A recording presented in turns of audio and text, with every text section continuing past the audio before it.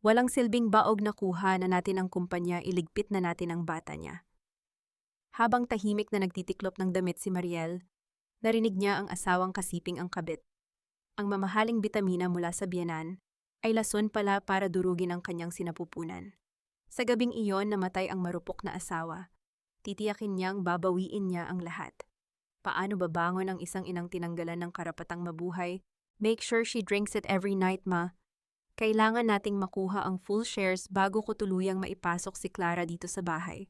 Walang silbi ang babaeng yan, kundi ang pera niya, at hindi ko hahayaang mapunta sa anak niya ang kumpanya. Huwag kang mag-alala, Enzo. Ako mismo ang magtitimpla ng gatas niya kasama ng pampalaglag na yan. Akala ng ampon na yan magiging tunay siyang Villarama. Mula sa awang ng pinto ng aklatan, nakatayo si Mariel. Yakap-yakap niya ang bagong plansang paboritong polo ng kanyang asawa, ang polong isusuot sana nito bukas, para sa pagdiriwang ng anibersaryo ng kanilang kumpanya. Sa kabilang kamay, marahan niyang hinihimas ang kanyang umbok na tiyan, kung saan mahimbing na natutulog ang 5 buwan nilang sanggol. Ang matamis na ngiti sa kanyang mga labi, na sasalubong sana sa kanyang asawa, ay unti-unting nanigas. Walang luhang pumatak, ngunit ang kanyang dibdib ay tila biniyak ng isang mapurol na patalim. Nawalan ng lakas ang kanyang mga daliri. Bumagsak ang hawak niyang polo sa sahig, kasabay ng mabigat na pagbagsak ng kanyang buong mundo. Ang matinding kirot ay hindi nagmula sa ngawit ng kanyang mga binti, dahil sa maghapong paggawa ng gawaing bahay, kundi sa pagguho ng nag-iisang pamilyang inakala niyang sasalo sa kanya.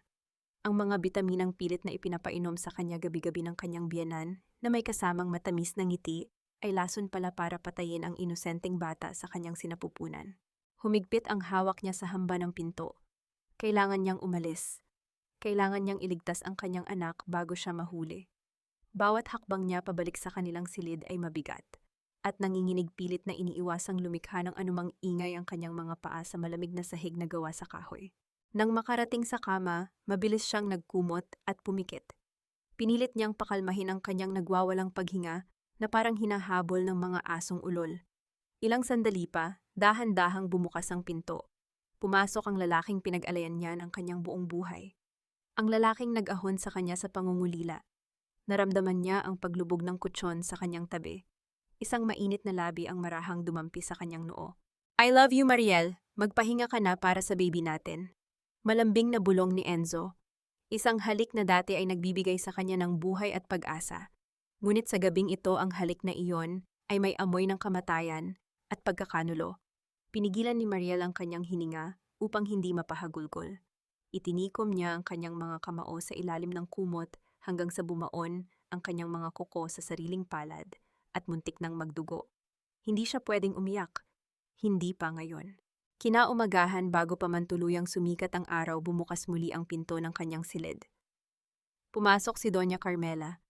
Ang mukha ng matanda ay maaliwalas, may nakapaskil na peking pag-aalala sa mga mata.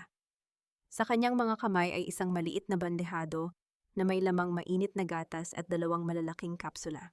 Good morning, Hija. Bangon na dyan, malambing na wika ng kanyang biyenan, inilalapag ang baso sa maliit na mesa sa tabi ng kama na lumikha ng marahang kalansing ng salamin. Inumin mo na itong bitamina mo para lumaking malusog at matalino ang apo ko. Sayang naman ang pinambili ni Enzo, masyadong mahal ito at special order pa. Tinitigan ni Mariel ang baso ng gatas. Ang puting likido na nagkukunwaring nutrisyon, ngunit may dalang sumpa para sunugin ang kanyang sinapupunan. Tumingin siya sa nakangiting mukha ng demonyong nagbabalat kayong ina. Panginoon, paano ko yayakapin ang mga kamay na gustong kumitil sa aking dugo't laman? Hanggang kailan ko lulunukin ang laso ng kanilang kasakiman bago ko sila tuluyang durugin? Tinitigan ni Mariel ang nakangiting mukha ng kanyang biyenan. Kung hindi lamang niya narinig ang usapan kagabi, aakalain niyang ang ngiting iyon ay nagmumula sa isang tunay na ina. Subalit ngayon, bawat kurba ng labi ni Doña Carmela ay tila pangil ng isang ahas na naghihintay na makamandag. Kunin mo na, Mariel, malumanay ngunit may halong pag-uutos na wika ni Doña Carmela. Alam mo namang napakaswerte mo sa pamilyang ito. Ulila ka, walang yaman at walang pangalan, pero tinanggap ka namin ng buong puso. Kaya dapat lang na alagaan mo ng mabuti ang sarili mo para mabigyan mo kami ng malusog na tagapagmana. Utang mo sa amin ang buhay mo at ang marangyang buhay na tinatamasa mo ngayon. Bumangon ang matinding pandidiri sa sikmura ni Mariel. Ang kumpanyang bumubuhay sa mga Villarama ay ang kumpanyang itinatag niya gamit ang sariling pawis at talino bago niya ito buong pusong ipinagkatiwala sa pangalan ni Enzo bilang tanda ng kanyang bulag na pag-ibig. Ngunit nilunok niya ang kanyang galit. Kinuha niya ang 2 malalaking kapsula mula sa palad ng matanda. Nanginginig ang kanyang mga daliri ngunit pinilit niyang itago ito. Inilagay niya ang mga gamot sa kanyang bibig at sumimsim ng kaunting gatas. Subalit bago pa man niya malunok ang likido, sinadya niyang pakunot ang kanyang noo. Tinakpan niya ang kanyang bibig ng kabilang kamay at nagkunwaring nasusuka. Umubo siya ng malakas sabay tayo mula sa kama at mabilis na tumakbo patungo sa banyo. Isinara niya ang pinto at dumiretso sa lababo. Mabilis niyang iniluwa ang gatas at ang 2 buong kapsula sa kanyang palad. Habol niya ang kanyang hininga habang nakatingin sa nakamamatay na gamot. Kumuha siya ng makapal na tissue at maingat na binalot ang mga ito. Binuksan niya ang gripo, hinayaang umagos ang tubig upang maging dahilan ng ingay, at mabilis na nagmumog gamit ang malamig na tubig mula rito. Kuskus niya ng maigi ang kanyang dila, at mga labi hanggang sa manhid na ang mga ito, sinisiguradong walang kahit na anong bakas ng lason ang makakapasok sa kanyang sistema. Nang maramdaman niyang ligtas na siya, pinunasan niya ang kanyang mukha. Humarap siya sa salamin at pinilit na bumuo ng isang maamo at masunuring ngiti ang ngiti ng isang martir na asawa. Paglabas niya ng banyo, nakatayo pa rin si Doña Carmela nakahalukip-kip at naghihintay. Uminom po ako ng maraming tubig, ma. Pasensya na po talaga, masyado lang pong malakas ang morning sickness ko ngayon. Matamis ngunit nanghihinang paliwanag ni Mariel. Ipinakita niya ang baso ng gatas na nabawasan na at ang kanyang mga walang lamang palad. Nainom ko na po ang bitamina. Maraming salamat po sa pag-aalaga ninyo sa amin ng baby ko. Kuminang ang kasiyahan sa mga mata ng matanda. Isang tagumpay para sa demonyo. Mabuti naman, magpahinga ka na ulit. Bababa na ako para ipaghanda ang paborito ng asawa mo. Nang tuluyang sumara ang pinto at naiwang mag-isa si Mariel, gumuho ang kanyang peking ngiti. Nilapitan niya ang ibabang drawer ng kanilang cabinet kung saan nakatago ang mga nauna niyang biniling damit ng sanggol. Nanginginig ang kanyang mga kamay habang maingat niyang ibinabaon ang nakatisyong lason sa pinakailalim ng mga maliliit at puting lampin. Hinaplos niya ang malambot na tela ng damit sanggol tahimik na nangangako sa anak na walang sino man ang maaaring manakit dito. Kailangan niyang lumaban, ngunit paano? Wala siyang hawak na pera. Ang kanyang mga bank account ang mga titulo, at ang buong kumpanya ay nakapangalan lahat kay Enzo. Pilit niyang inaalala kung may natitira pa ba siyang maliit na lihim na pondo. Bago siya ikasal, isang pondong hindi kailanman nalaman ng mga Villarama. Kailangan niya ng plano ng matibay na ebidensya at ng kakampi. Upang pakalmahin ang kanyang sarili, naglakad siya patungo sa malaking bintana na nakaharap sa garahe ng mansyon. Gusto niya sanang lumanghap ng sariwang hangin, ngunit natigilan siya sa kanyang nakita. Kakapasok lamang ng pamilyar na itim na sasakyan ng kanyang asawa. Bumaba si Enzo mula sa driver's seat. Ngunit sa halip na dumiretso sa loob ng bahay, umikot ito patungo sa kabilang pinto ng kotse. Binuksan ni Enzo ang pinto at may matinding pag-iingat na inalalaya ng isang babaeng pasahero pababa. Nanlaki ang mga mata ni Mariel. Ang babae ay nakasuot ng masikip at kulay pulang bestida at tulad niya, ang babaeng ito ay may malaki at umbok na tiyan. Nakangiti ang babae habang nakakapit sa braso ni Enzo. Ang bawat mabibigat at maarte niyang hakbang sa sementadong daanan ay tila mga martilyong pilit na bumabasag sa natitirang katinoan ni Mariel. Nahanap na niya si Clara at dinala pa mismo ng kanyang asawa ang demonyo sa loob ng kanilang tahanan. Hindi pa man natutuyo ang mga luha sa puso ni Mariel, kailangan na niyang isuot ang maskara ng isang inosenteng asawa. Huminga siya ng malalim, hinayaan ang malamig na hangin mula sa bintana na palamigin ang nag-aalab niyang puot bago siya bumaba ng hagdan. Sa sala nakita niya si Enzo na akay-akay ang babaeng nakapula. Ang bawat hawak ni Enzo sa siko ni Clara ay may kasamang pag-iingat na hindi na kailanman naramdaman ni Mariel sa nakalipas na mga buwan. Naroon din si Doña Carmela, abot langit ang ngiti habang pinagmamasdan ang babaeng estranghero. "Honey, nandyan ka na pala." Bungad ni Enzo nang makita si Mariel. Walang bahid ng hiya ang kanyang boses. "This is Clara. She's my distant cousin mula sa probinsya." Kakaiba ang sinapit niya roon, iniwan siya ng asawa niya habang nagdadalang tao. I know how big your heart is, Mariel. Kaya naisip ko na dito muna siya patuluyin sa atin hanggang sa makapanganak siya. Tulungan natin siya, please. Tinitigan ni Mariel ang mga mata ni Enzo. Ang bawat salitang lumalabas sa bibig ng kanyang asawa ay tila isang maruming dula. Cousin, alam ni Mariel ang bawat sanga ng pamilya Villarama at walang puwang ang isang Clara sa kanilang family tree. Distant cousin, ngayon ko lang narinig ang tungkol sa kanya, Enzo. Mahinahong sagot ni Mariel, bawat salita ay maingat na binitawan. Ay naku Mariel, huwag ka ng maraming tanong. Sabat ni Doña Carmela, ang boses ay puno ng pamilyar na pangungutya. Ang importante ay may kasama ka dito sa bahay. At dahil mas malaki ang tiyan ni Clara kaysa sa iyo, kailangan niya ng mas maraming atensyon. Tutal sanay ka naman sa gawaing bahay bago ka namin kinuha ikaw, na ang mag-ayos ng kwarto niya sa tabi ng silid ninyo. Isang sampal ng katotohanan. Ang asawa niya ay nagdala ng kabit sa loob ng kanilang bahay at ang kanyang biyenan ay kasabwat sa pagpapakain sa kanya ng kasinungalingan. Pinanood ni Mariel si Doña Carmela na iginiya si Clara sa pinakamalambot na sofa habang siya ay inutusang magbitbit ng mga gamit ng babaeng kukuha sa kanyang posisyon. Habang nililinis ni Mariel ang kwarto para kay Clara, pumasok ang babae at isinara ang pinto.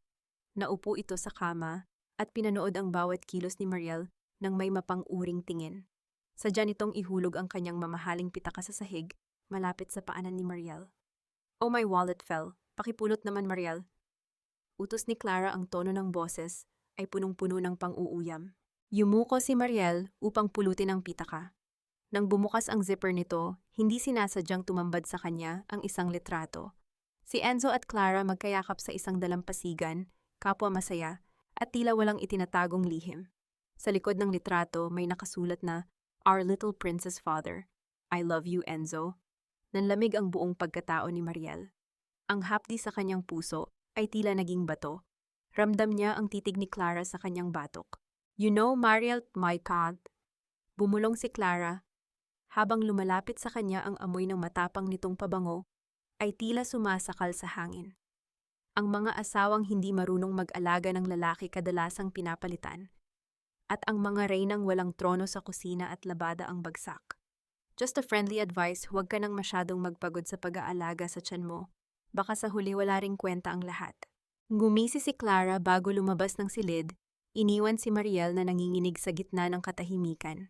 Ngunit sa halip na humagulgol, dahan-dahang itinuwid ni Mariel ang kanyang likod. Napansin niya ang ilang hibla ng mahabang buhok ni Clara na naiwan sa unan. Maingat niya itong kinuha at inilagay sa isang maliit na plastic sachet na kinuha niya sa kanyang bulsa. Isang matibay na piraso ng katotohanan para sa kanyang magiging laban. Hindi na siya ang mahina at mahiyaing Mariel. Ang bawat pambabastos nila ay magiging gasolina sa apoy ng kanyang paghihiganti. Pagbaba niya sa sala upang kumuha ng tubig, nakita niyang bukas ang pintuan ng library ni Enzo. Nakatalikod ang kanyang asawa, may hawak na isang makapal na folder na may titulong Deed of Donation. Narinig ni Mariel ang mahinang boses nito habang kausap ang abogado sa telepono. Yes, attorney. Gusto ko bago matapos ang linggong ito lahat ng shares at assets na galing kay Mariel ay mailipat na sa pangalan ng bata sa sinapupunan ni Clara. We need to finalize this before she finds out. Ang huling hibla ng pag-asa ni Mariel ay tuluyan ng naputol. Hindi lang ang kanyang anak ang gustong patayin ng mga ito, kundi pati na ang kanyang buong kinabukasan. Mateo, kailangan ko ng tulong mo. Papatayin nila kami ng anak ko. Ang boses ni Mariel ay parang isang marupok na sinulid na anumang sandali ay mapuputol sa gitna ng katahimikan ng gabi. Nakatayo siya sa pinakamadilim na bahagi ng hardin, malayo sa mga mata ng mga CCTV camera na nakakalat sa mansyon. Ang malamig na hangin ng hating gabi ay humahampas sa kanyang balat, ngunit ang masidhing takot sa kanyang loob, ang tunay na nagpapanginig sa kanya.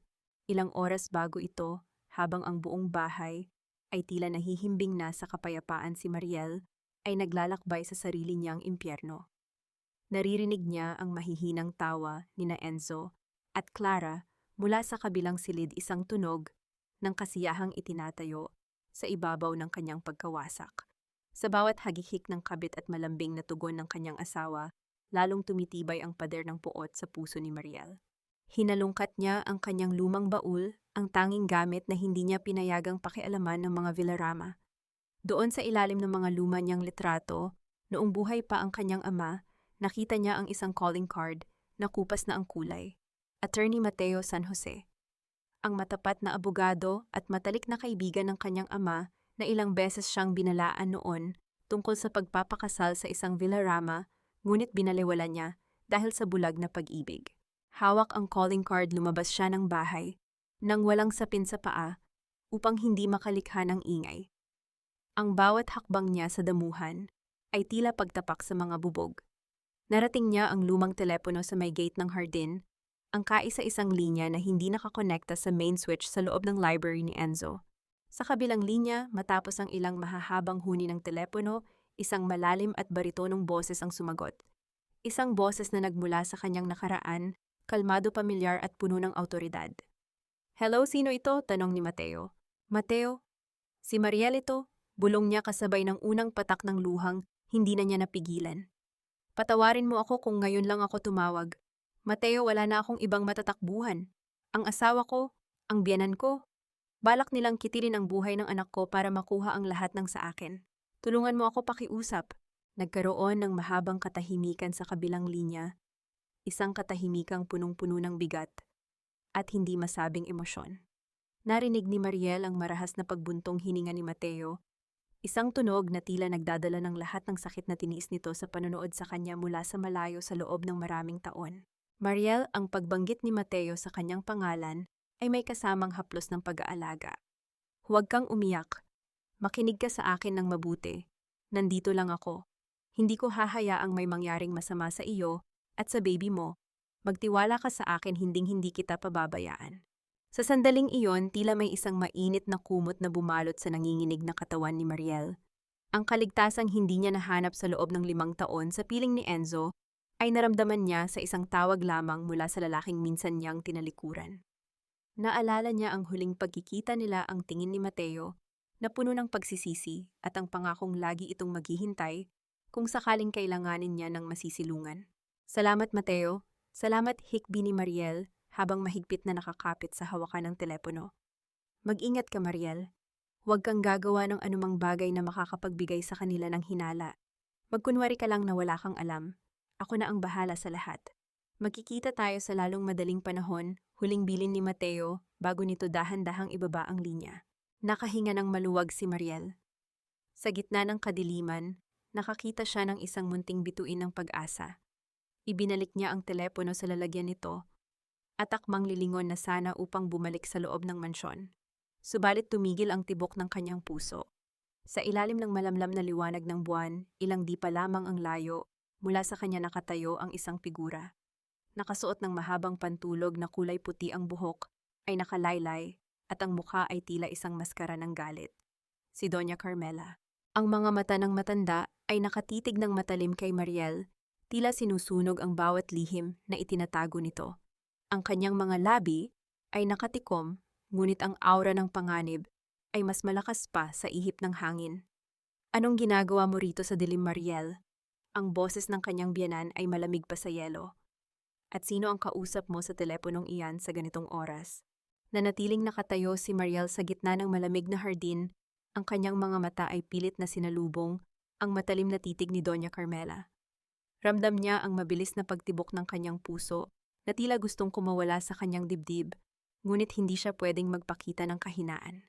"Managising po ako dahil parang kinakapos ako ng hininga." Mahinahon niyang sagot habang marahang hinahaplos ang kanyang leeg upang bigyang diin ang kanyang pagpapanggap. "Masyado po yatang masikip ang dibdib ko ngayong gabi. Gusto ko lang sanang lumanghap ng sariwang hangin at tignan kung gumagana pa ang lumang teleponong ito dahil mukhang sira ang intercom sa kwarto namin." Tinitigan siya ni Doña Carmela mula ulo hanggang paa, ang mga mata ng matanda ay puno ng pagdududa. "Sa susunod, huwag kang kung ano-ano ang pinakikialaman mo rito sa labas. Pumasok ka na, nakahanda na ang hapunan." Ayaw ni Enzo na pinaghihintay siya, lalo na't may bisita tayo. Tahimik na sumunod si Mariel sa loob ng mansyon. Pagdating sa hapagkainan, nakita niya sina Enzo at Clara na masayang nag-uusap. Ang bawat plato at kubyertos na nakalapag sa ibabaw ng mamahaling lamesa ay nagniningning sa ilalim ng chandelier, ngunit para kay Mariel ang buong paligid ay tila isang entablado ng kaplastikan. Tikman mo itong nilutong ulam ni Mariel Clara, simula ni Doña Carmela habang binibigyan ng pagkain ng kabit. Pasensya ka na kung medyo matabang. Hindi talaga siya naturuan ng maayos kung paano magsilbi sa pamilyang tulad ng sa amin. Hindi tulad mo halatang galing sa maayos na pamilya at marunong sa mga high-class na putahe. Tipid lamang nang ngumiti si Clara at tumingin kay Mariel ng may pang-uyam. It's okay, tita. I understand. Mahirap naman talagang matutunan ng class kung hindi ka ipinanganak na mayroon nito. Hindi kumibo si Mariel. Ipinagpatuloy niya ang pagkain ng nakayuko, ngunit sa bawat nguya niya ang pagkain ay tila nagiging buhangin sa kanyang bibig. Sa kabilang dulo ng lamesa sa reflection ng salamin ng cabinet sa gilid, nakita ni Mariel ang isang bagay na nagpabaliktad ng kanyang sikmura. Sa ilalim ng mesa ang kamay ni Enzo ay mahigpit na nakahawak sa kamay ni Clara, hinahaplos-haplos ang mga daliri nito habang ang kanyang asawa ay nakikipag-usap sa kanya tungkol sa trabaho. Anyway, honey, tawag ni Enzo kay Mariel. Ang boses nito ay punong-puno ng peking lambing. May dinala akong mga papeles mula sa opisina kanina. It's for the life insurance of our baby. Alam mo naman gusto ko lang na secured ang future ninyo kung sakaling may mangyari. I need you to sign it later before we sleep. Alam ni Mariel na ang mga papel na iyon ay hindi para sa insurance. Iyon ang mga dokumentong maglilipat ng lahat ng kanyang ari-arian kay Clara. Ang bawat salita ni Enzo ay parang asidong unti-unting tumatagas sa kanyang puso. Enzo, parang sumasakit ang ulo ko, sabi ni Mariel sabay hawak sa kanyang sentido. Medyo nahihilo ako baka dahil na rin sa puyat at sa morning sickness ko. Pwede bang bukas ko na lang tignan ang mga papeles na yan? Gusto ko lang munang magpahinga. Kumunot ang noo ni Enzo, ang kaninang malambing na boses ay biglang naging matigas. Honey, it's just a few signatures. Wag mo nang patagalin. It's for our baby, remember? Don't be too difficult. Naramdaman ni Mariel ang pamumuo ng mga luha sa kanyang mga mata, ngunit pilit niya itong pinigilan. Sa ilalim ng lamesa ibinaon niya ang kanyang mga kuko sa sarili niyang hita. Pinisil niya ang kanyang balat ng napakahigpit hanggang sa makaramdam siya ng matinding kirot, isang pisikal na sakit na ginamit niya upang mapigilan ang sarili na sumigaw o humagulgol sa harap nila. Pasensya na Enzo, talagang hindi ko na kaya konti. Ulit ni Mariel bago dahan-dahang tumayo at iniwan sila sa gitna ng hapunan. Pagdating sa kanilang silid, mabilis niyang isinara ang pinto at sumandal dito. Ang kanyang buong katawan ay nanginginig sa galit at pait. Gaano pa ba katagal ang kailangan niyang tiisin hanggang kailan niya kayang umiwas sa mga patibong nila? Ilang minuto lamang ang lumipas na rinig niya ang pagpihit ng doorknob. Pumasok si Enzo dala ang makapal na folder at isang mamahaling panulat. Ang mga mata nito ay wala ng bahid ng lambing, tanging isang malamig at mapang-utos na tingin ang natira. Mariel, ayoko ng mga drama mo, mariing sabi ni Enzo habang inilalapag ang mga papel sa harap niya. Inabot nito ang panulat at pilit na ipinahawak sa nanginginig na kamay ni Mariel. Pirmahan mo na ito ngayon din. Huwag mong subukan ang pasensya ko. Inilapit ni Enzo ang dulo ng panulat sa papel. Ang bawat tunog ng pag-click ng ballpen na ginagawa ni Enzo ay tila isang babala, isang huling babala, na ang oras ni Mariel sa mansyong ito ay mabilis nang nauubos. Mang Cardo, hihinto muna tayo sa palengke. Gusto ko ng sariwang mangga at pakwan. Mahinahong utos ni Mariel sa driver ng mga Villarama. Ramdam ni Mariel ang mapanuring tingin ng driver sa kanya sa pamamagitan ng rearview mirror. Alam niyang inutusan ito ni Doña Carmela na huwag siyang lulubayan ng tingin. Ang bawat kilos niya ay tila binabantayan ng mga mata ng isang agila. Ngunit sa pagkakataong ito kailangang maging mas mabilis ang kanyang isip kaysa sa kanilang mga hinala. Nang huminto ang sasakyan sa gilid ng mataong palengke, mabilis na bumaba si Mariel. Ang amoy ng sariwang isda, ang sigawan ng mga tindera, at ang siksikan ng mga mamimili ay nagsilbing tabing para sa kanyang pagtakas.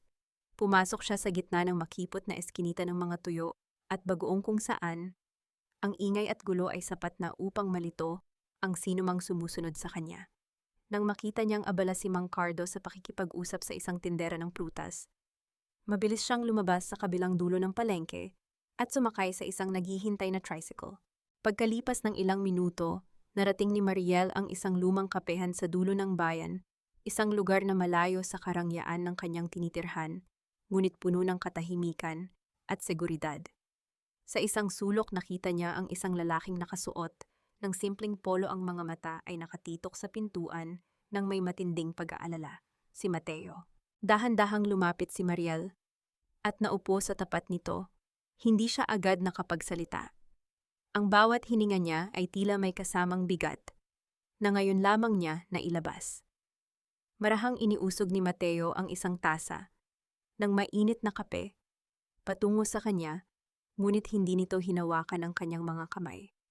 Nanatili ang distansya ng kanilang mga daliri, isang distansyang puno ng respeto at pag-unawa sa kalagayan ni Mariel bilang isang may asawang babae.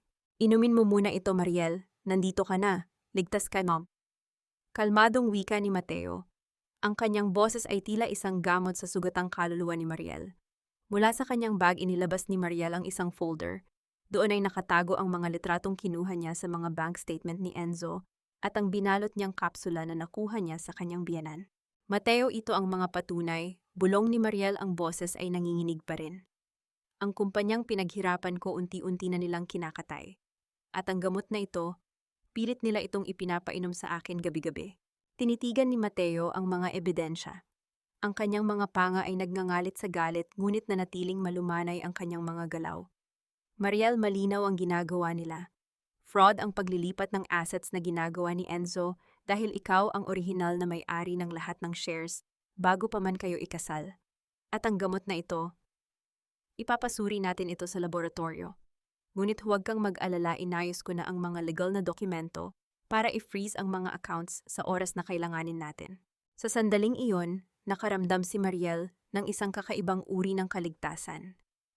Ang pagtrato sa kanya ni Mateo, ang hindi pag-abot sa kanyang kamay, kahit alam nitong kailangan niya nang masisilungan ang pagbibigay sa kanya ng panyo nang hindi lumalampas sa hangganan, ay nagpaalala sa kanya kung ano ang ibig sabihin ng tunay na paggalang sa isang babae. Salamat, Mateo. Hindi ko alam kung ano ang gagawin ko kung wala ka, sabi ni Mariel, habang pinupunasan ng isang luhang tumakas sa kanyang mga mata, gamit ang ibinigay na panyo ng abogado. Huwag kang magpasalamat sa akin. Ginagawa ko ito dahil nararapat ka sa hustisya. Mag-ingat kapag uwi mo. Handa na ang bitag, Mariel. Kailangan mo na lang maging matatag ng kaunti pa siyang huling bilin ni Mateo bago sila naghiwalay. Nang makabalik si Mariel sa mansyon gamit ang mga prutas na binili niya, bilang alibay ang kanyang puso ay puno ng kaba, ngunit may kasamang lakas. Subalit ang kaba na iyon ay nauwi sa matinding takot nang pumasok siya sa kanyang silid. Ang bawat drawer ay bukas. Ang kanyang mga damit ay nagkalat sa sahig. Ang kanyang mga personal na gamit ay tila hinalungkat ng isang taong walang pakundangan. Sa gitna ng kaguluhan, nakatayo si Clara, hawak ang isa sa mga lumang journal ni Mariel. Lumingon si Clara sa kanya at nagpakawala ng isang mapang-uyam na ngiti. "Oh, nandyan ka na pala, Mariel. I was just looking for something to read. Masyado kasing boring dito sa bahay habang wala si Enzo. Masyado ka palang maraming sikreto, no?" Ang bawat salita ni Clara ay tila isang tuka ng buwaya. Sa pagkakataong ito, nalaman ni Mariel na ang digmaan sa loob ng mansyong ito ay hindi na lamang tungkol sa pera o ari-arian, ito ay tungkol na sa kanyang buhay at sa buhay ng kanyang anak. Ibitiw mo ang journal na iyan, Clara. Hindi mo pag-aari ang mga gamit sa kwartong ito. Malamig ang boses ni Mariel, ngunit sa loob niya ay tila may isang malaking sunog na pilit niyang inaapula. Nilapitan niya si Clara upang bawiin ang kanyang personal na tala-arawan. Ngunit bago pa man niya ito mahawakan, isang matigas na kamay ang humablot sa kanyang braso at marahas siyang itinulak pabalik. Si Doña Carmela. Ang mukha ng kanyang biyenan ay punong-puno ng puot, ang mga ugat sa leeg nito ay bumabakat sa tindi ng galit. "Huwag mong pagtaasan ng boses ang bisita ko, Mariel." Sigaw ni Doña Carmela, ang bawat salita ay tila isang latigo na humahampas sa dangal ni Mariel. "Sino ka ba sa akala mo? Nakalimutan mo na ba kung saan ka nanggaling? Isang ulilang pulubi na walang kahit na anong ari-arian nang kunin ka ng anak ko. Utang mo sa amin ang bawat butil ng kanin na isinusubo mo at ang bawat hangin na hinihinga mo sa mansyong ito." Nanatiling nakatayo si Mariel bagamat nanginginig ang kanyang buong pagkatao. Sa halip na sumagot, dahan-dahan niyang isinuksok ang kanyang kamay sa bulsa ng kanyang suot na apron. Doon naramdaman niya ang maliit na gadget na kanina pa nakarecord. Hinayaan niyang magpatuloy ang matanda sa pagbubuhos ng lason. "Tignan mo si Clara."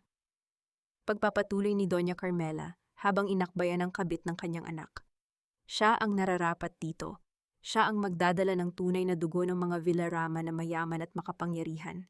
Hindi tulad mo na isang pabigat ni hindi mo nga kayang protektahan ang kumpanyang ipinangalan sa iyo kung hindi dahil sa talino ni Enzo sa paglilipat ng mga pondo para hindi ito mabangkarote. Isang tagumpay.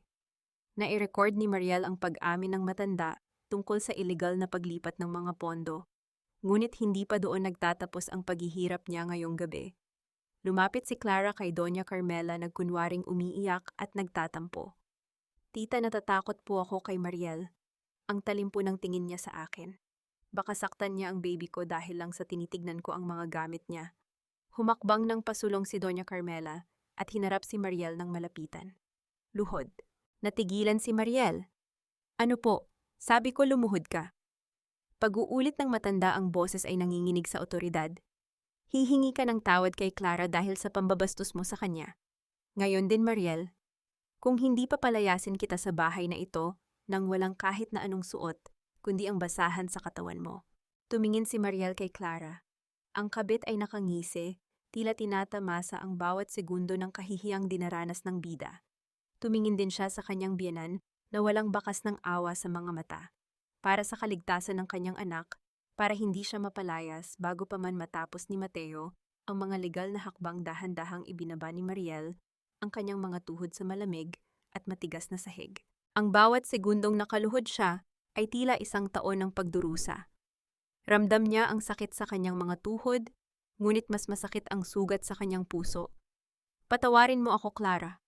Bulong ni Mariel ang kanyang paningin ay nakapokus lamang sa sahig. Hindi ko narinig lakasan mo, Aunt. Udyok ni Doña Carmela. Patawarin mo ako, Clara, kinulit ni Mariel mas malakas na sa pagkakataong ito. Habang nakaluhod, marahang hinaplos ni Mariel ang kanyang umbok na tiyan sa ilalim ng apron. Isang tahimik na pangako ang binuo niya sa kanyang isipan para sa kanyang anak. Patawarin mo si Mama, anak. Ngunit ito na ang huling beses na luluhod tayo sa harap ng mga taong ito. Ang susunod na luluhod ay sila. Eksaktong pagtayo ni Mariel ay ang pagpasok naman ni Enzo sa silid. Baka sa mukha nito ang pagod mula sa opisina, ngunit tila may hinahanap ito na mahalagang bagay. Hindi nito pinansin ang gulo sa loob ng kwarto. Dumiretso si Enzo sa cabinet kung saan nakatago ang recording phone ni Mariel na inilipat niya kanina bago siya lumuhod. Nasaan na yung charger ko? Iniwan ko lang yun dito sa drawer kanina, inis na sabi ni Enzo. Tumigil ang tibok ng puso ni Mariel nang makita niyang inabot ni Enzo ang hawakan ng drawer. Ang kanyang cellphone na kasalukuyang nagre-record ng lahat ng pag-amin ni na Doña Carmela ay nakatago lamang sa ilalim ng isang manipis na piraso ng tela sa loob ng drawer na iyon.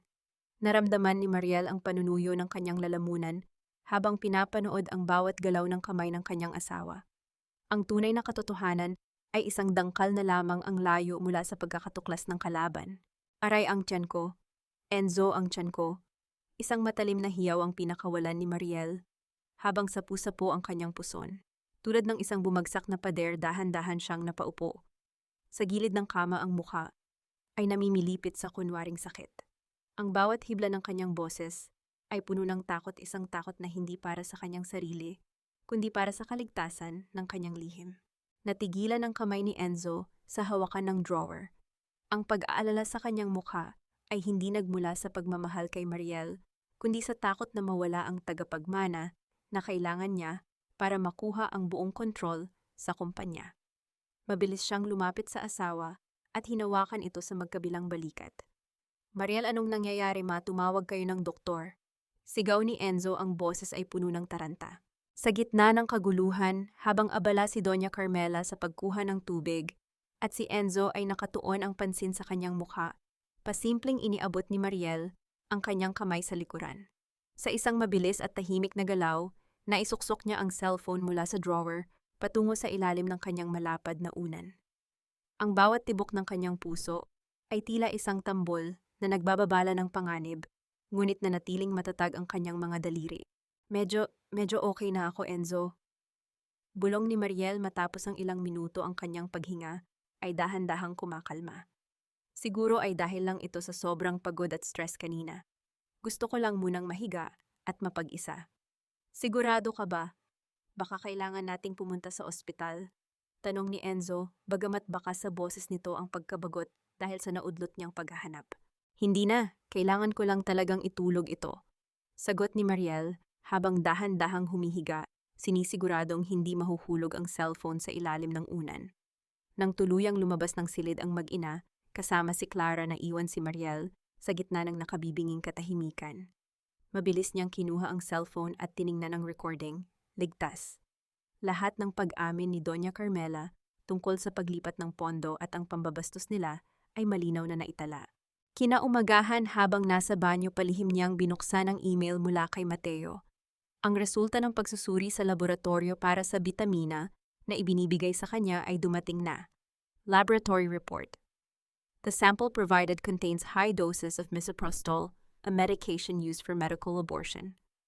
Continuous ingestion will lead to severe uterine contractions and fetal loss. Nanlamig ang buong katawan ni Mariel.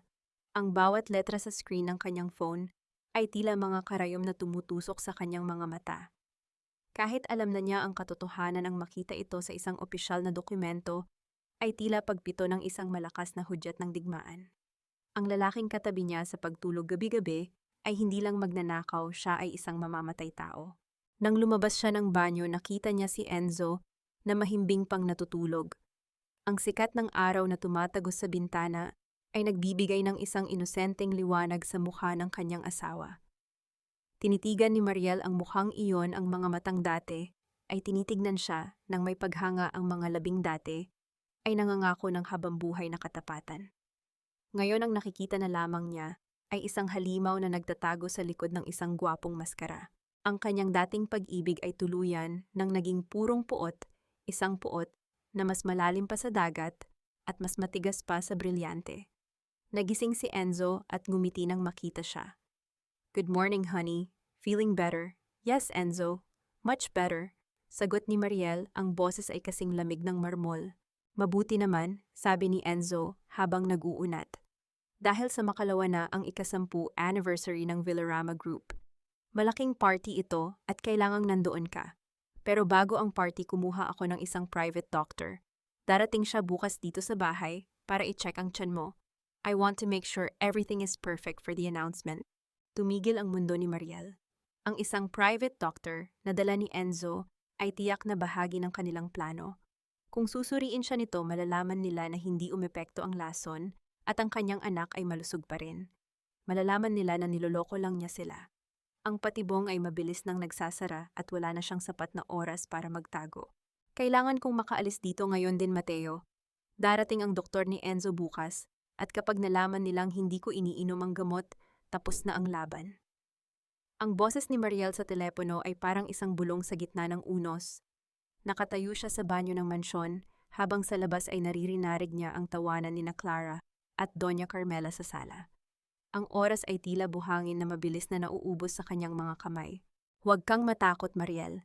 Gagawa tayo ng paraan." Ang kalmadong boses ni Mateo ang nagsilbing angkla niya sa gitna ng baha. "Magpanggap kang may bibilhing mahahalagang prutas at gamot sa botika sa tapat ng palengke.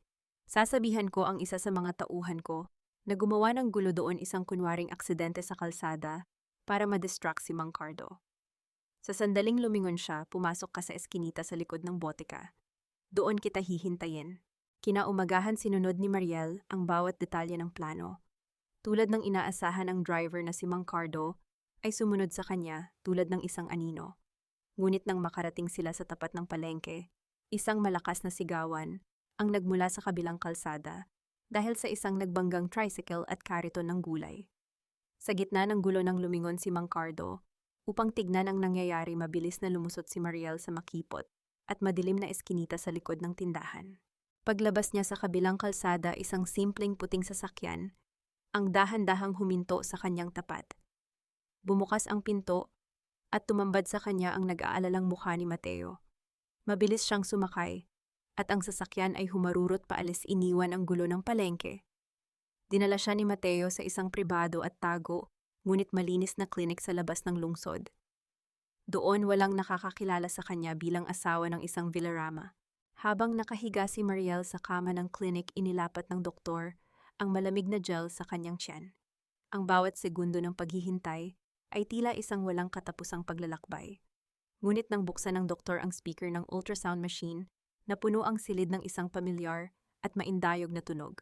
Ito ang mabilis at masiglang tibok ng puso ng kanyang anak. Hindi ito isang simpleng tunog, para kay Mariel ito ay ang musika ng tagumpay, ang patunay na sa kabila ng lahat ng lason at kasamaan ng mga Villarama, ang kanyang sanggol ay patuloy na lumalaban sa loob ng kanyang sinapupunan. Tahimik na pumatak ang mga luha sa mga mata ni Mariel. Ipinikit niya ang kanyang mga mata at dinama ang bawat tibok. Nakita niya si Mateo na nakatayo malapit sa pinto. May bahagyang ngiti sa mga labi ngunit may kasamang malalim na paggalang sa kanyang mga mata. Lumapit ang abogado at iniabot sa kanya ang isang maliit na papel na may print ng unang larawan ng kanyang baby. Malusog ang anak mo, Mariel. Lumalaban siya kasama mo bulong ni Mateo.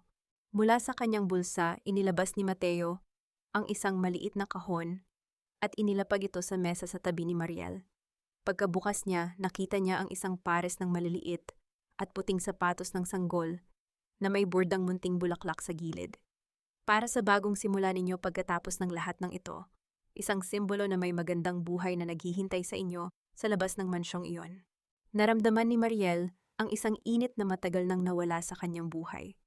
Walang halong interes, walang kasinungalingan, tanging purong pagkalinga mula sa isang lalaking laging naroon para sa kanya. Ngunit ang kapayapaang iyon ay mabilis na naglaho nang kailangan na niyang bumalik sa impyerno. Pagpasok niya sa sala ng mansyon, sinalubong siya ni Doña Carmela na nakaupo sa gitna ng mahabang sofa. Sa mesa sa harap nito ay may nakalatag na isang blankong papel at isang tseke na may pirma ni Mariel na nakuha ng matanda sa kanyang mga lumang gamit. Saan ka nanggaling, Mariel? Ang boses ng kanyang biyanan ay may kasamang matalas na pagdududa. Masyadong matagal ang pagbili mo ng prutas. At bago ka umakyat may gusto mo na akong ipagawa sa iyo. Inilapit ni Doña Carmela ang blankong papel at isang panulat kay Mariel. Gusto kong isulat mo ang pangalan mo rito. Gusto kong makita kung pareho pa rin ba ang pirma mo sa checking ito na nakita ko sa drawer mo. Mukha kasing nag-iiba ang mga galaw mo nitong mga nakaraang araw.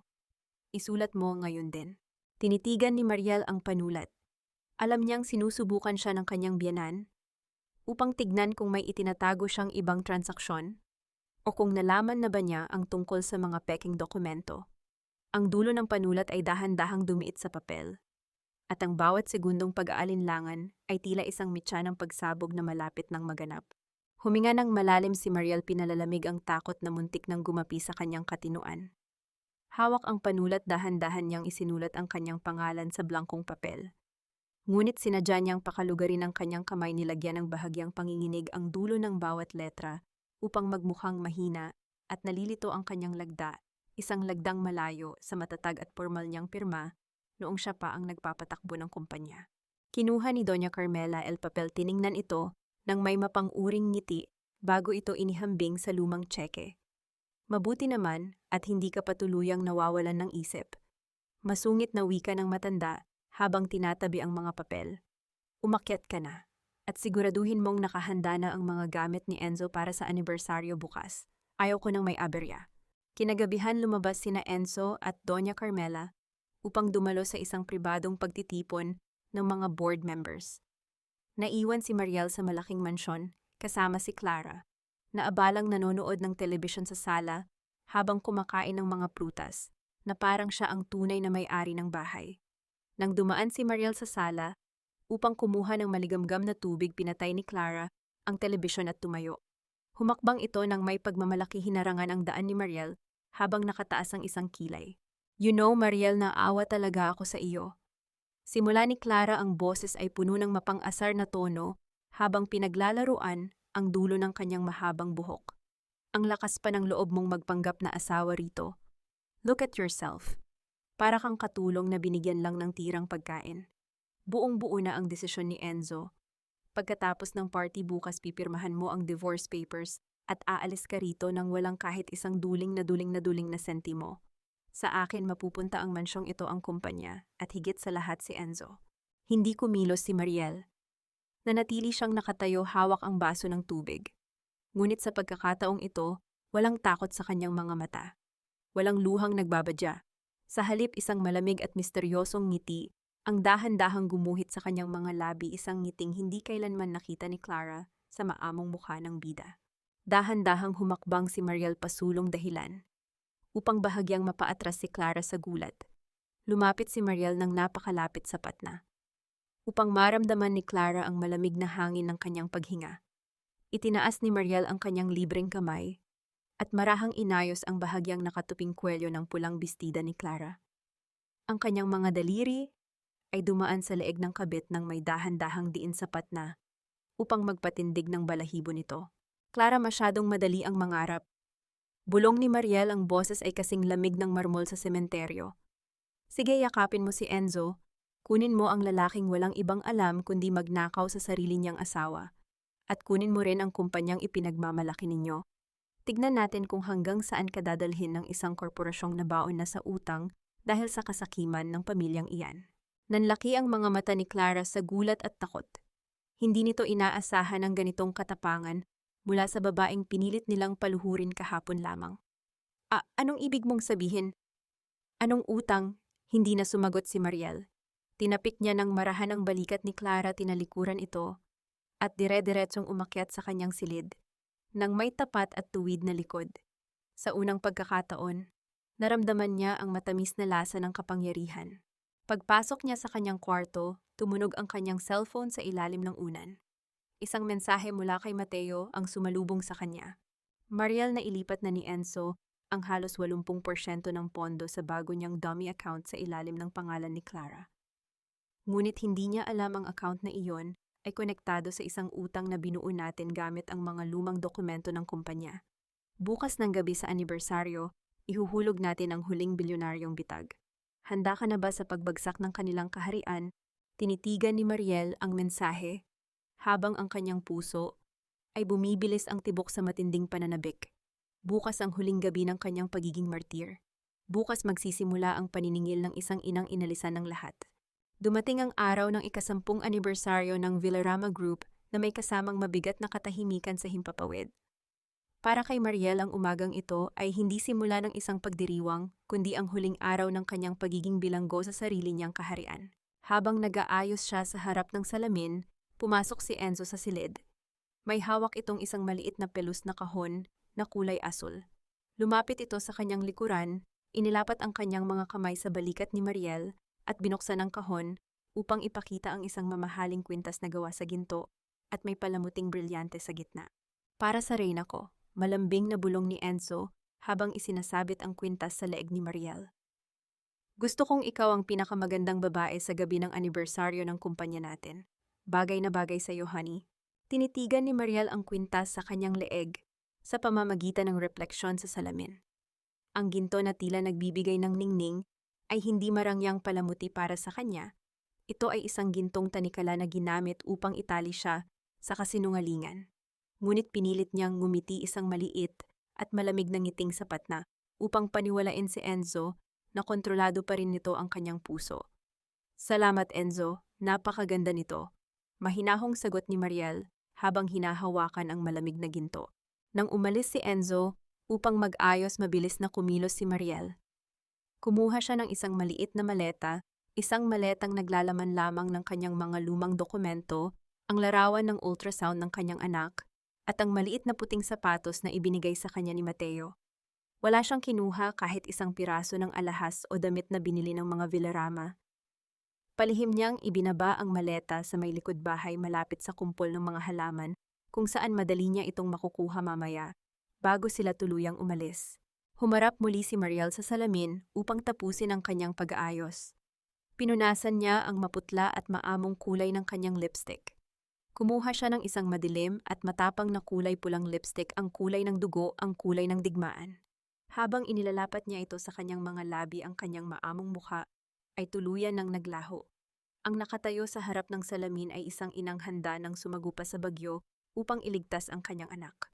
Gabi na nang makarating sila sa grand ballroom ng hotel kung saan gaganapin ang selebrasyon. Ang buong paligid ay napuno ng nagniningning na mga ilaw, mga mamahaling palamuti, at ang marangyang musika na tumutugtog mula sa isang violin. Naroon si Doña Carmela, suot ang kanyang pinakamahal na hiyas, habang katabi si Clara na nakasuot ng isang lantad na pulang bestida at abalang nakikipag-usap sa mga kilalang negosyante bilang Assistant Vice President.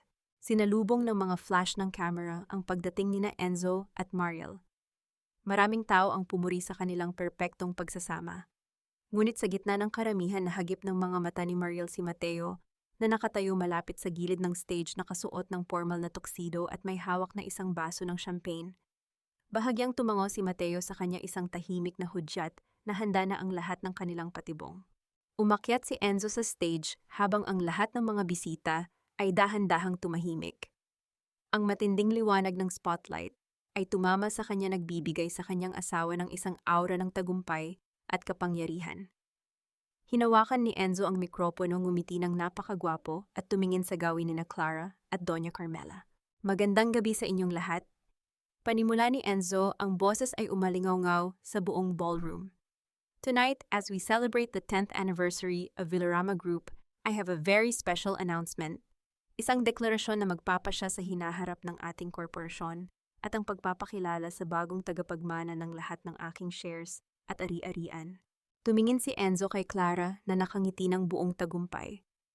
Alam ni Mariel na ito na ang sandali na hihilingin ni Enzo ang kanyang pirma sa harap ng lahat upang ilipat ang lahat ng kayamanan kay Clara.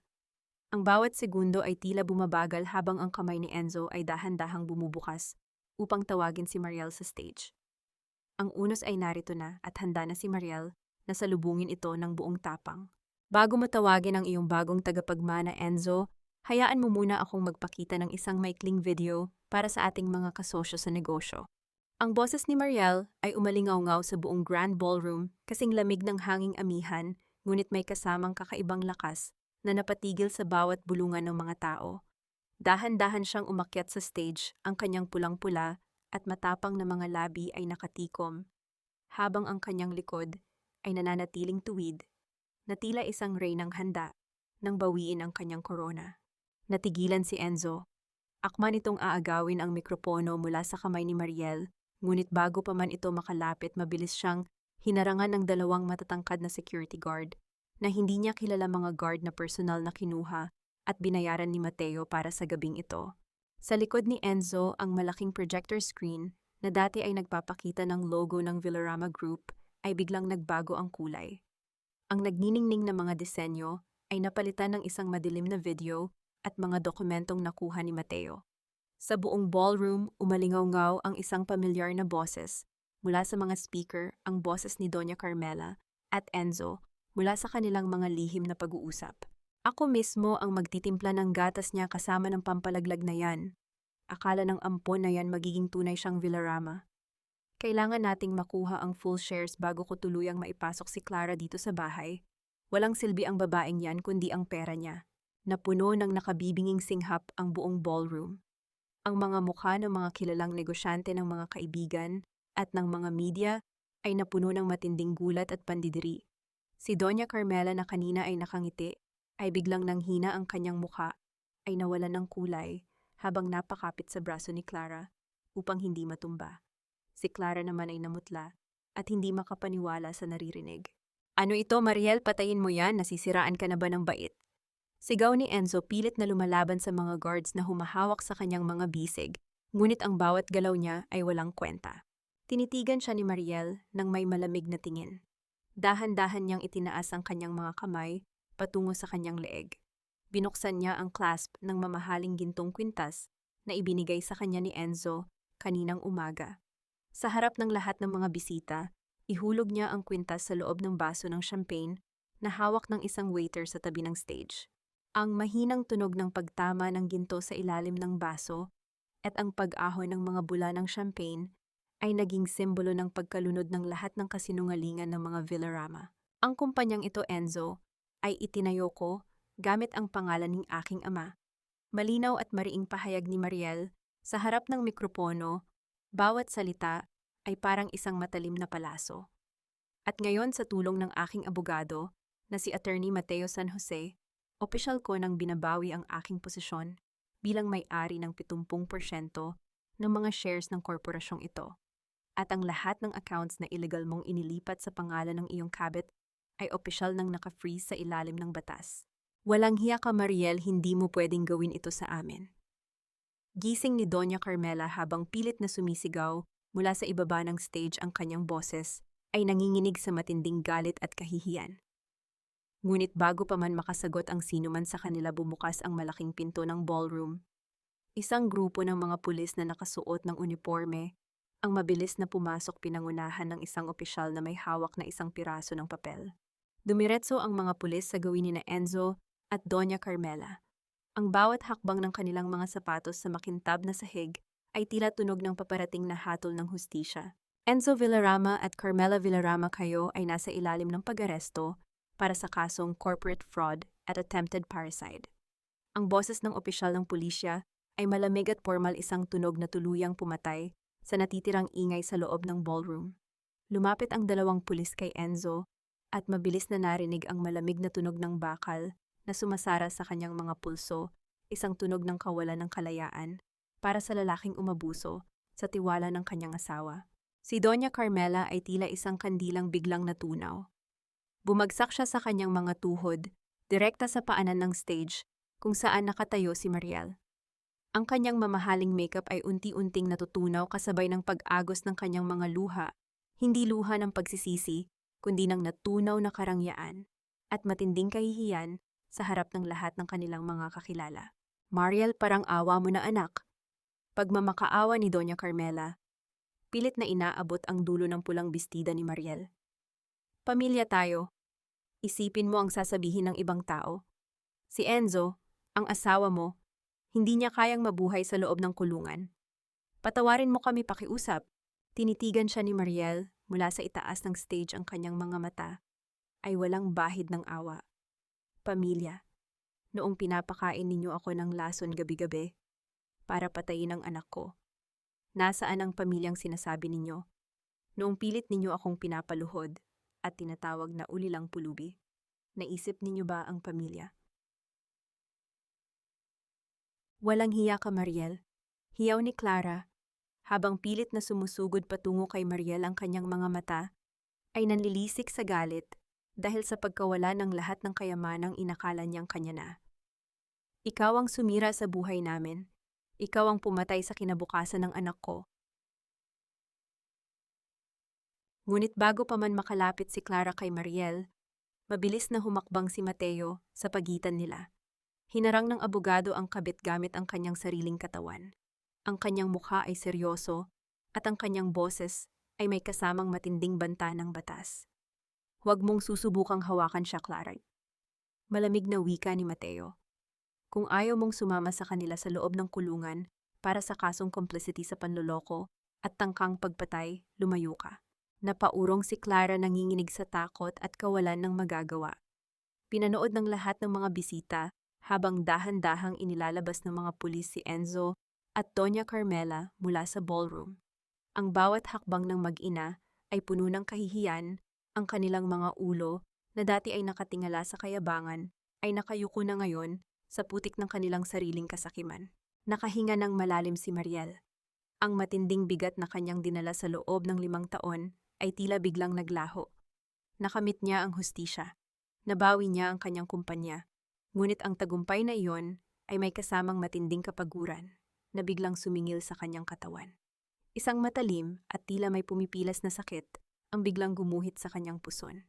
Napaatras si Mariel, ang kanyang paningin ay biglang nagdilim habang ang kanyang mga kamay ay mabilis na humawak sa kanyang tiyan. Ang baby ko? Mahinang bulong ni Mariel bago tuluyang nawalan ng lakas ang kanyang mga binti. Sa sandaling bago siya tuluyang bumagsak sa semento, naramdaman niya ang isang matatag at nag-aalalang mga kamay na sumalo sa kanya. Ang mukha ni Mateo na puno ng matinding takot at pag-aalala ang huli niyang nakita bago tuluyang lumubog ang kanyang mundo sa kadiliman. Mariel, tumawag kayo ng ambulansya, bilis. Ang huling sigaw ni Mateo ay umaling-awngaw sa kanyang pandinig bago ang lahat ay naging tahimik. Ang puting kisame ng silid sa ospital ang unang tumambad sa mga mata ni Mariel nang dahan-dahan niyang imulat ang kanyang mga talukap. Ang mahina at regular na tunog ng monitor ng tibok ng puso ang nag-iisang ingay sa loob ng silid, isang tunog na nagbigay sa kanya ng kapanatagan. Ligtas ang baby mo, Mariel. Masyado lang napagod ang katawan mo sa stress. Isang malambing at kilalang boses ang narinig niya mula sa kanyang tabi. Lumingon si Mariel at nakita si Mateo na nakaupo sa tabi ng kanyang kama. Ang mga mata ng abogado ay may bahagyang itim sa ilalim dahil sa puyat, ngunit ang ngiti sa kanyang mga labi ay puno ng kaginhawahan. Hawak ni Mateo ang maliit na larawan ng ultrasound ng kanyang anak na tila ito ang pinakamahalagang dokumento sa buong mundo. Nakahinga ng maluwag si Mariel kasabay ng pagdaloy ng luha ng pasasalamat sa kanyang mga pisngi. Ang bagyo ay opisyal ng lumipas at sa unang pagkakataon sa loob ng maraming taon, wala na siyang nararamdamang takot. Sa sumunod na 2 linggo, mabilis na inayos ni Mariel ang kanyang bagong buhay. Sa tulong ni Mateo, ipinagbili niya ang mansyon ng mga Villarama, isang bahay na puno ng masasamang alaala, at ginamit ang bahagi ng pera upang bayaran ang mga natitirang utang ng kumpanya upang mapanatili ang malinis nitong pangalan. Ang natitirang yaman ay ligtas na inilipat sa kanyang personal na pondo. Opisyal na rin niyang nilagdaan ang mga papel para sa pagpapawalang bisa ng kanilang kasal ni Enzo. Sa kanyang bagong inuupahang maliit, ngunit malinis na apartment, nag-eempake si Mariel ng kanyang mga gamit. Tanging ang mga lumang larawan ng kanyang ama, ang mga damit ng kanyang magiging anak, at ang maliit na puting sapatos na ibinigay ni Mateo ang kanyang inilagay sa maleta. Wala siyang kinuha kahit isang piraso ng alahas o karangyaan na nagmula sa kanyang dating asawa. Natanggap niya ang balita mula sa korte na si Enzo at Doña Carmela ay opisyal ng hinatulan ng pagkakakulong. Wala siyang naramdamang galit, tanging isang malamig na pagtanggap na ang bawat tao ay nag-aani ng kung ano ang kanilang itinanim. Nakaschedule ang kanyang flight patungong Cebu ngayong hapon, ang lugar kung saan siya magsisimula ng bagong buhay malayo sa gulo ng Maynila.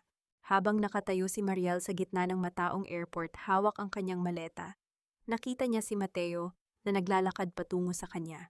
Ngunit nagulat siya nang makitang may hawak din itong sariling maleta at isang ticket pabalik ng Cebu. Mateo, anong ibig sabihin nito? Tanong ni Mariel. Ang kanyang puso ay biglang nakaramdam ng isang kakaibang uri ng kaba, isang kabang hindi dahil sa takot, kundi sa matamis na pananabik. Ngumiti si Mateo, isang ngiting umabot sa kanyang mga mata. Inilipat ko na ang aking law practice sa Cebu, Mariel. Doon ko na rin ipagpapatuloy ang aking buhay.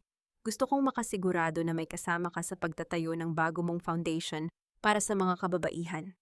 At gusto kong makasiguro na ligtas kayo ng inyong anak. Tinitigan ni Mariel ang lalaki. Sigurado ka ba, Mateo, iiwan mo ang maayos mong buhay sa Maynila para sa akin? Lumapit ng bahagya si Mateo, sapat na upang maramdaman ni Mariel ang init ng pagkalinga nito. Ngunit may sapat pa ring distansya, bilang tanda ng kanyang malalim na paggalang. Hindi ko iniwan ang buhay ko, Mariel. Sinusundan ko lang ang aking kapayapaan. At ang kapayapaan ko ay ang makita kayong ligtas at masaya. Isang mainit na pakiramdam ang gumuhit sa puso ni Mariel. Ang pag-ibig na dati ay parang isang bagyo na sumira sa kanyang buhay, ay naramdaman niya ngayon bilang isang banayad na simoy ng hangin na nagdadala ng bagong umaga. Narinig nila ang mahinang ugong ng sasakyang panghimpapawid sa labas ng malaking bintana ng airport hudyat na oras na para sa kanilang pag-alis patungo sa isang bagong bukas. Ang simoy ng hangin sa dalampasigan ng Cebu ay may kasamang amoy ng asin at kalayaan.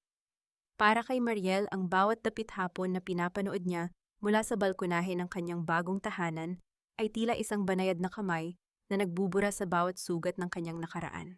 Ilang buwan ang mabilis na lumipas. Sa tulong ni Mateo, naipundar ni Mariel ang Dalisay Foundation, isang maliit ngunit aktibong kanlungan para sa mga kababaihang biktima ng bauhan sa taichin at emosyonal na pang-aabuso sa loob ng kasal. Ang bawat kwento ng mga babaeng lumalapit sa kanya ay tila salamin ng kanyang sariling pinagdaanan, at ang makita silang unti-unting bumabangon ay nagbigay kay Mariel ng isang mas malalim na layunin sa buhay. Isang gabi, habang abala si Mariel sa pag-aayos ng mga dokumento ng foundation, naramdaman niya ang isang kakaibang sakit. Sa kanyang ibabang bahagi ng katawan, isang hudyat na ang kanyang buwan ng paghihintay ay natapos na. Sa ospital ng Cebu, sa gitna ng pagod at hirap ng pagpapasakit, hindi naramdaman ni Mariel ang takot na dati niyang kinatatakutan noong nasa mansyon pa siya ng mga Villarama. Alam niyang sa labas ng pinto ng silid panganakan, may isang lalaking nakatayo at handa siyang protektahan. Nang marinig ang unang malakas at masiglang iyak ng kanyang sanggol na pumuno sa buong silid, tuluyang pumatak ang mga luha ng purong kaligayahan sa mga pisngi ni Mariel, isang malusog na batang babae. Inilagay ang sanggol sa kanyang dibdib at habang hinahaplos niya ang malambot na balat nito, naramdaman niya ang ganap na pagkabuo ng kanyang pagkatao. Pumasok si Mateo sa silid matapos siyang ayusin ng mga nurse. Lumapit ito ng may dahan-dahang hakbang, tila natatakot na mabasag ang napakagandang eksena sa harap niya. Tinitigan ni Mateo ang sanggol ng may matinding pagmamahal. Ano ang ipapangalan mo sa kanya, Mariel? Malumanay na tanong ni Mateo, ang kanyang boses ay nanginginig sa matinding emosyon. Talat kata. Sagot ni Mariel habang nakatingin sa nagniningning na mga mata ng kanyang anak. Dahil siya ang munting bituin na nagbigay ng liwanag sa aking pinakamadilim na gabi. Isang araw bago sila lumabas ng ospital, dinala ni Mateo ang mga huling balita mula sa Maynila. Opisyal nang tinanggihan ng korte ang apela ni Enzo at mananatili ito sa loob ng kulungan sa loob ng mahabang panahon. Si Doña Carmela naman ay pumanaw na dahil sa sakit sa puso habang nasa loob ng pasilidad, dala ng matinding stress at kahihiyan. Si Clara naman ay iniwan si Enzo nang malaman nitong wala nang natitirang pera sa mga account ng mga Villarama at ngayon ay nabubuhay sa kahirapan sa probinsya. Nakinig si Mariel sa bawat detalye ng balita. Walang ngiti ng tagumpay sa kanyang mga labi, walang hiyaw ng kagalakan sa pagbagsak ng kanyang mga kaaway. Tanging isang malalim na pagbuntong hininga lamang ang kanyang pinakawalan. Ang kanyang puso ay tuluyan ng nalinis sa galit. Wala na siyang pakialam sa kanilang mabilis na pagbagsak dahil ang kanyang buong atensyon ay nasa kanyang bagong buhay na kasama ang kanyang anak at si Mateo. Ang tunay na paghihiganti ay hindi ang makita silang nagdurusa, kundi ang mabuhay siya ng may kapayapaan at kaligayahan na hindi na kailanman maaabot ng kanilang kasakiman. Habang nakaupo si Mariel sa tabing dagat ilang linggo, matapos makapanganak karga ang natutulog na si Tala, lumapit si Mateo at tumabi sa kanya. Inilapag ni Mateo ang kanyang jacket sa balikat ni Mariel upang maprotektahan ito sa malamig na hangin ng gabi.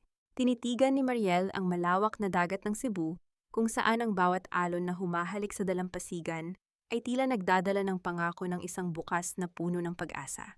Makalipas ang 2 taon. Ang sikat ng umaga sa Cebu ay nagbigay ng kulay ginto sa buhanginan ng dalampasigan. Isang maliit na batang babae, suot ang kanyang puting bestida, ang masayang tumatakbo habang hinahabol ang maliliit na alon.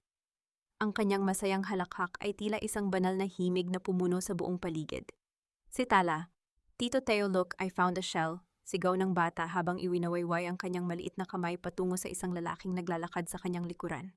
Lumapit si Mateo ng may malapad na ngiti. Binuhat nito ang bata at inilagay sa kanyang balikat habang maingat na pinupunasan ang buhangin sa pisngi ni Tala. Sa pagdaan ng 2 taon, si Mateo ay hindi lang naging matatag na abogado ng foundation ni Mariel, kundi ang naging sandigan at ama sa puso ng kanyang anak.